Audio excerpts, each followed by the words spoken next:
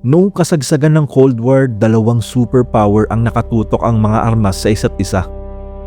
Ang United States at ang Soviet Union. Sa gitna ng matinding tensyon, nag-alala ang Soviet Union. Paano kung biglang umatake ang US at maubos sila? Paano pa sila makakaganti? Dito isinilang ang pinaka-nakakatakot na ideya sa kasaysayan ng digmaan. Ang sistemang binansagang dead hand. Pero bagong lahat, kung mahilig ka sa mga content tungkol sa history, ay baka pwedeng mag-like, subscribe at i-hit mo na rin ang notification bell bilang suporta at para updated ka rin tuwing may bago akong video.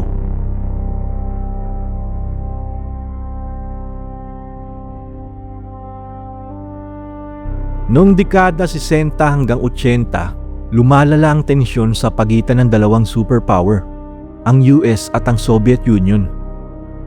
Noong 1962 sumiklab ang Cuban Missile Crisis, kung saan naglagay ang Soviet Union ng mga nuclear missile malapit sa United States. Dahil dito halos umabot sa isang ganap na digmaang nuklear ang dalawang kapangyarihan. Noong 1983 naman, nakatanggap ang Soviet Union ng babala na may paparating na nuclear missile attack mula sa United States. Ngunit sa halip na agad gumanti, nagduda ang opisyal na si Stanislav Petrov. Dahil sa kanyang desisyon na huwag sundin ang protocol, natuklasan na isa lamang itong false alarm. Kung nagkamali siya ng hakbang, maaaring nauwi ito sa isang digmaang nuklear.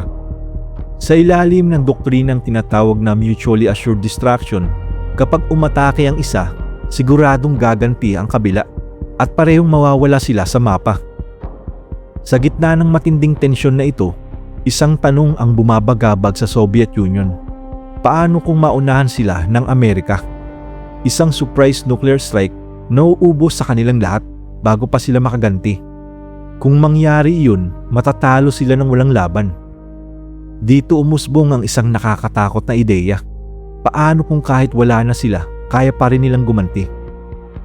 Sa lihim na proyekto na tinawag na perimeter system, isinilang ang isa sa pinakamapanganib na sistemang ginawa ng tao, ang tinatawag ngayon ng mundo bilang dead hand.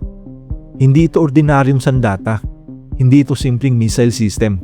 Isa itong automated nuclear command and control network. Dinisenyo para gumana kahit sa sitwasyong wala nang natitirang leader na mag-uutos. Ang pinakapuso ng sistemang ito ay isang ideya na parehong simple at nakakatakot. Kung hindi na kayang magdesisyon ng tao, ang sistema na ang magdidesisyon. Paano ito gumagana? Kapag na-detect ng system ang mga senyales ng nuclear attack, gaya ng shockwaves, radiation, pagkawala ng komunikasyon, at walang tugon mula sa command centers, i-a-assume nito na patay na ang buong leadership ng Soviet Union. At kapag nakumpirma iyon, maglalabas ito ng isang espesyal na command na magbibigay ng signal sa buong system para ilunsad ang lahat ng natitirang nuclear weapons. Ibig sabihin, kahit wala ng tao, maglulunsad pa rin ng nuclear attacks ang Soviet Union. Ang dead hand ay hindi lang deterrent, isa itong doomsday machine, isang sistema na halos hindi na kayang pigilan kapag na-activate.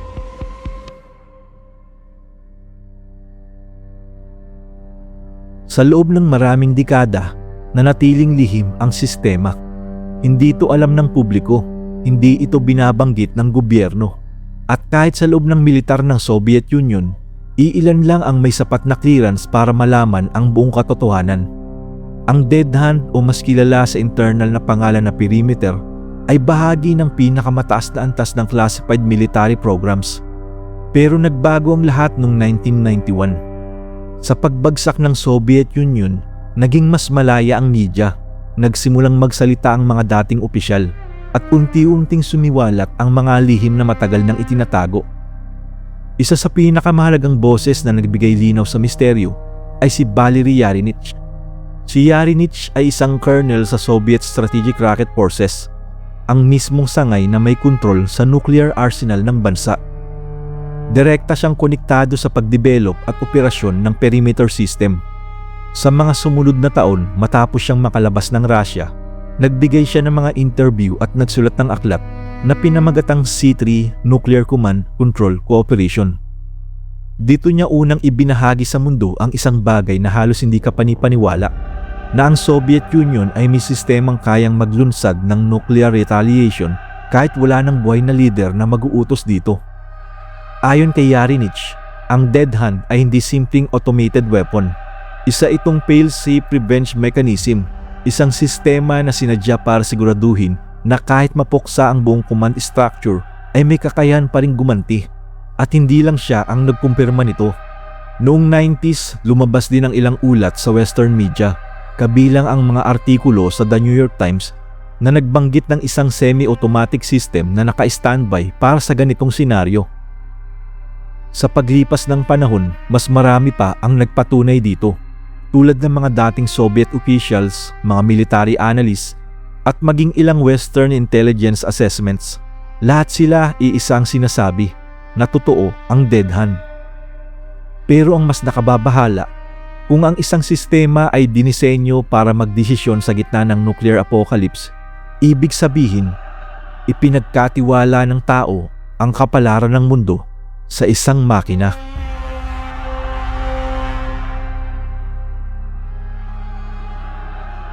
Hanggang ngayon nananatiling palaisipan kung ang Dead Hand o ang sistemang kilala bilang perimeter ay fully activate pa rin. Walang opisyal na kumpirmasyon, walang malinaw na dokumento na nagsasabing ito ay tuluyan ng inalis. Pero may mga pahiwatig.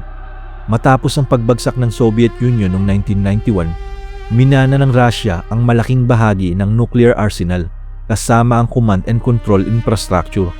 At ayon sa ilang pahayag mula sa Russian military officials at analysts, sa mga sumunod na dekada, ang sistemang perimeter ay hindi nawala kundi in-upgrade. Isang modernized version, mas advanced ang sensors, mas integrated sa satellite at radar networks, mas mabilis ang decision-making protocols, at higit sa lahat, mas kaunti ang kailangang human intervention. May mga ulat noong 2010s na nagmumungkahi na ang system ay inilagay sa isang semi-automatic standby mode. Handa lang i-activate sa oras ng matinding krisis. Hindi ito laging naka-on, pero hindi rin ito tuluyang nawala. At sa mundo ngayon na muling umiinit ang tensyon sa pagitan ng mga nuclear powers, ang ganitong uri ng sistema ay nananatiling kritikal. Totoo man o hindi ang Dead Hand, isang bagay ang malinaw, isang pagkakamali lang at maaaring magbago ang mundo magpakailanman.